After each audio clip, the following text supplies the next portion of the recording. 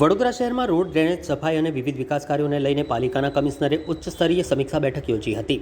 આ બેઠકમાં વિવિધ વિભાગોના અધિકારીઓની સમયમર્યાદામાં ગુણવત્તાસભર કામગીરી પૂર્ણ કરવા કડક સૂચનાઓ આપવામાં આવી છે. કમિશનરે શહેરના તમામ વિસ્તારોમાં વરસાદના કારણે પડેલા ખાડાઓ તાત્કાલિક પૂરવા માટે દિવસ-રાત કામગીરી હાથ ધરવા આદેશ આપ્યો હતો. સાથે જ જ્યાં ડ્રેનેજની સમસ્યા છે ત્યાં પ્રથમ ઇન્ફ્રાસ્ટ્રક્ચરનું કામ પૂર્ણ કરી ત્યારબાદ જ આરસીસી રોડનું નિર્માણ કરવામાં આવે તેવી સ્પષ્ટ સૂચના આપવામાં આવી છે. આ બેઠકમાં આગામી સમયમાં આશરે 70% આરસીસી રોડના નિર્માણના આયોજન અંગે પણ ચર્ચા કરવામાં આવી.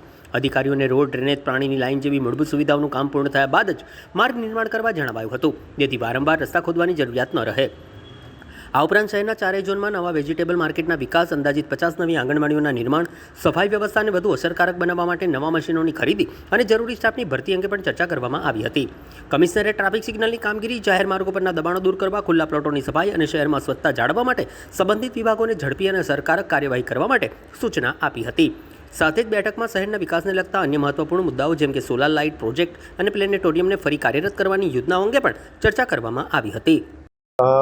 આજે ખાસ કરીને જે સિટીની અંદર જે ખાડાઓ છે, પોટહોલ્સ ની જે કામગીરી અત્યારે જે રિપેરિંગનું કામગીરી થઈ રહ્યા છે, હવે ઝોન વાઇઝ પણ અમે એઆરસી કરી રહ્યા છે. એટલે માનવ દિવસનું જે કામ અત્યારે આટલા વર્ષોથી વડોદરામાં ચાલતું હતું, માનવ દિવસ આધારે જે રોડ રિપેરિંગનું કામ એ બધું હવે પૂર્ણતામાં આવી ગયું છે.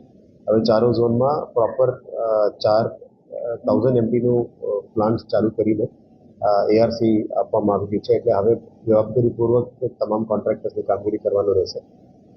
કાલે એની ફિલ્ડ વિઝિટમાં પણ અમે જવાના છે. કેવી રીતે કામ ચાલુ થયું છે, કેવી રીતે એ લોકોનું ઓર્ગેનાઇઝેશન છે, બધા ફિલ્ડ વિઝિટમાં પણ કરવાના છે. સાથે સાથે ખાડાઓ સાથે સાથે ગ્રીવન્સ એડ્રેસર, જે પબ્લિકની ગ્રીવન્સીસને 24 કલાકમાં નિકાલ કરવા માટે તમામ ડીવીઝને સૂચના પણ આપવામાં આવી છે. એમાં નિકાલની વધારે ટાઈમ થાય તો એને વહેલા તકે પૂરું કરવાનું કીધું છે. અને સાથે સાથ આ સમયસર નિકાલ કરવા સાથે સાથે પબ્લિકનું સેટિસ્ફેક્શન પણ વધારવાનું કીધું છે. હવે જે રીતનું વીએમસી અને અર્બન ડેવલપમેન્ટ ડિપાર્ટમેન્ટ અને સીએમ ઓફિસ તમામ ફોલો કરી રહ્યા છે પબ્લિક સેટિસ્ફેક્શન માટે, એની સુધારા લાવવાની કામગીરી અમે પહેલા 12% સેટિસ્ફેક્શન લેવલ હતી, હવે 48% આવી ગયું છે. હવે એને 80% સુધી સેટિસ્ફેક્શન લેવલ્સમાં લઈ જવા માટે આપણે મહેનત કરી રહ્યા છે. એટલે નંબર 1 પ્રાયોરિટી અત્યારે ડેપ્યુટી એન્જિનિયર્સ લેવલમાં, વોર્ડ લેવલમાં જે મેજર પ્રશ્નો છે, ડ્રેનેજ, વોટર કન્ટામિનેશન, રોડના પોટહોલ્સ અને સેનિટેશન અને સ્ટ્રીટ લાઇટ્સ, આ મેજર 5 કમ્પ્લેન્ટ્સ છે. એને વહેલા તકે પૂરું કરવા માટે સૂચના આપી છે. ઘણું ઇમ્પ્રુવમેન્ટ્સ આવી છે અને હજી પણ અમે સમયસર એને નિકાલ કરવા માટે મહેનત કરી રહ્યા છે. આવનારા દિવસોમાં વડોદરા શહેરની ડિજિટલ ટ્વિન બનાવવાની વાત હતી. આ ડિજિટલ ટ્વિનની પ્લાનિંગ્સ પણ અમે ધીરે ધીરે આગળ લઈ જઈ રહ્યા છે. અત્યારે ડિસ્કશન ફેઝમાંથી નેક્સ્ટ ફેઝમાં લેવાની છે. એટલે ફ્યુચરમાં ટ્રાફિક ફ્લો, લેમિનાર ફ્લો, વિશ્વામિત્રીની flows, water management, flood management અને આઉટર ઉપર બધું કામગીરી કરવાના છે.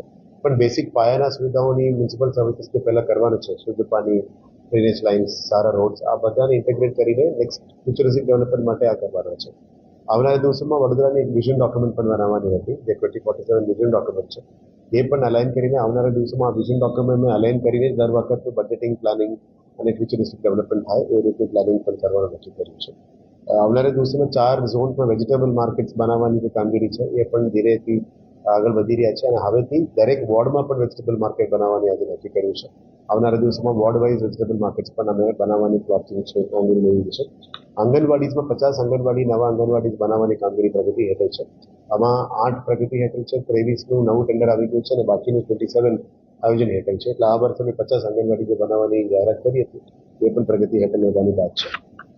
ટૂંકા સમયમાં વડોદરા મહાનગરમાં જે મશીનરીની અભાવ હતી, ડ્રેનેજની કામગીરીમાં, વોર્ડની કામગીરીમાં, સ્વીપિંગમાં અને રિસિલ્ટિંગમાં, બધાની જે મશીનરી છે, આવનારા દિવસમાં વધારે મશીનરીઝ ખરીદીને સિટીની મોડર્નાઇઝ ઇક્વિપમેન્ટ્સ લાવવાની જે વાત હતી એના ઉપર પણ ભાર મૂકવામાં આવે છે. ગાર્ડન ડિપાર્ટમેન્ટમાં અને હેરિટેજ ડિપાર્ટમેન્ટમાં પણ જે સિવિલ કામો છે એ પણ વધારે અત્યારે ચોમાસા પછી વેગ આપવા માટે અમે નક્કી કરીને આગળ વધવાના છે. આવનારા દિવસોમાં નેશનલ ક્લીન એર પ્રોગ્રામ અંતર્ગત એર પોલ્યુશનને કોમ્બેટ કરવા માટે મોન્સૂન પછી જે પણ બુઝર્સ છે, ફોગિંગ મશીન્સ છે, રોડ ક્લીનિંગ મશીન્સ છે, આ બધું પણ લાવવાની કામ પ્રગતિ હેઠળ છે.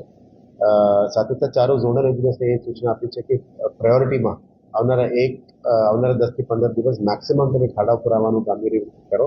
દરેક સર્કલ્સમાં મોટા ભાગમાં ખાડાઓ આવી ગયા છે. દરેક સર્કલ્સમાં કામગીરી સુધારવા માટે પણ કીધું છે. કામગીરી પણ સ્કેલ વધારવા માટે પણ કીધું છે. દિવસ અને રાતમાં પણ કામગીરી કરવાની સૂચના આપી રહ્યા છે એક્સચેન્જ બિઝનેસને. ગઈકાલે થોડું પોલિટિકલ રજૂઆત આવેલી હતી કે અત્યારે જે મહાદેવ મંદિરોની જે તલાવ વિઝિટ છે એ તળાવનું શુદ્ધિકરણ કરવાની છે અને ત્યાં જતા રોડમાં પણ રોડની હાલત થોડી ખરાબ છે તે સુધારવા માટે પણ કીધું છે. એટલે આના ઉપર પણ કામગીરી કરવા માટે અત્યારે સૂચના આપવામાં આવી રહ્યા છે. પછી બ્રિજેસમાં પણ આપ જોઈ શકો છો માટી ભરાઈ ગયું છે અને બ્રિજેસની માટી ક્લિનિંગનું કામ પણ અમે ટૂંકા સમયમાં શરૂ કરી દેવાના છે.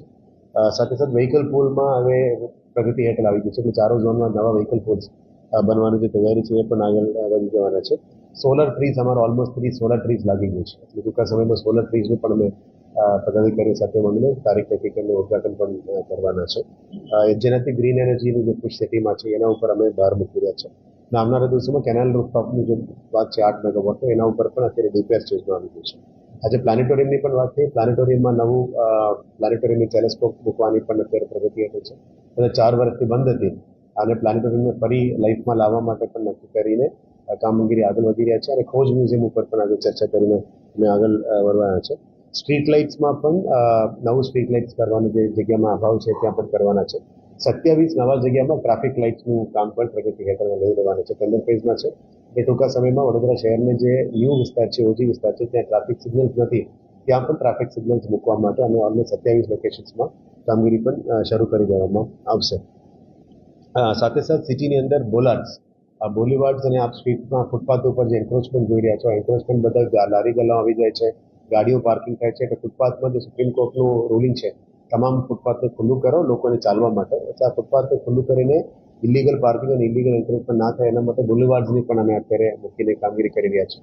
આ બોલીવાર્ડ્સ મૂકવાથી જ દબાણ ઓછું થઈ શકે અને લોકોમાં ટ્રાફિક ડિસિપ્લિન પણ લાવી શકાય એ બાબતની ચર્ચાઓ છે અને ટ્રાફિક ડિપાર્ટમેન્ટ સાથે મળીને પણ અમારું આ કામગીરી આગળ લઈ જવાની નક્કી કર્યું છે.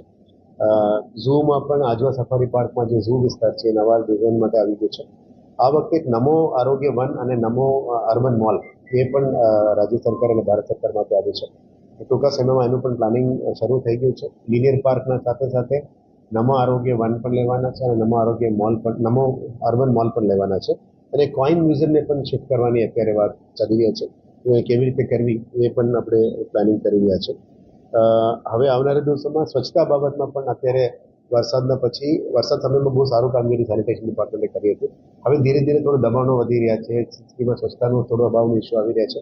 એટલે આજે તમામ સેનિટરી ઇન્સ્પેક્ટર અને બોર્ડ ઓફિસર્સને પણ આવીને કડક ભાષામાં કીધું છે સિટીમાં સ્વચ્છતા ઉપર 100% ફોકસ કરો અને દબાણો વધારે ના થવું જોઈએ, દબાણ દૂર કરો અને ફૂટપાથને ખુલ્લું કરો એને સૂચના આપી છે અને એન્ક્રોચમેન્ટ ડિપાર્ટમેન્ટને પણ અત્યારે અમે સૂચના આપી છે. એટલે ધીરે ધીરે આના ઉપર કામગીરી પણ આગળ લઈ જવાના છે. માર્કેટ્સ તરફથી પણ ઓફિસ ક્લિનિંગ ઓફિસ સફાઈની વાત હતી એટલે આવનારા દિવસોમાં માર્કેટ સુપરવાઇઝર તરફથી ખંડેરાવ માર્કેટમાં પણ થોડું ધ્યાન રાખીને સ્વચ્છતાનું જાળવી રાખવા માટે એમને સૂચના આપવામાં આવી છે. આવનારા દિવસોમાં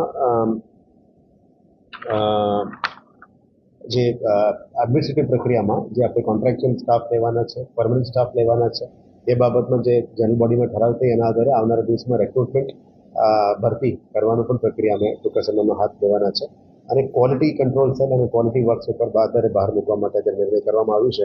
એટલે પ્લાનિંગ અને ક્વોલિટી કંટ્રોલ સેટની પણ ઓલમોસ્ટ સ્ટડી થઈ ગઈ છે એટલે આવનારા દિવસોમાં એની પણ જનરલ બોડીમાં લઈ જાય એની પણ પાસ કરીને વડોદરા શહેરમાં જે પણ કામ થાય એમાં મેજર આપણા માટે કન્સર્ન છે ક્વોલિટી. આ ક્વોલિટીમાં અને ક્વોલિટી કંટ્રોલ વિજિલન્સ સફળ કરવા માટે વિજિલન્સ સેલનું પણ અમે વાત કરી હતી બજેટમાં. એ વિજિલન્સ સેલનું પણ ઊભું કરવા માટે અમે અત્યારે તૈયારીઓ ચાલી રહ્યા છે.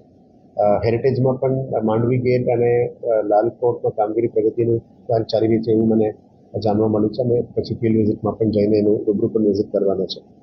એટલે આવનારા 15 દિવસમાં રોડની પોટહોલ્સ ભરવા માટે પ્રામાણિક આપવામાં આવશે એટલે પબ્લિક ગ્રીવિયન્સ જે ડ્રેનેજ ઉભરાવાનું પાણી કન્ટામિનેશનનું કામો છે એના ઉપર વધારે બહાર મૂકવા માટે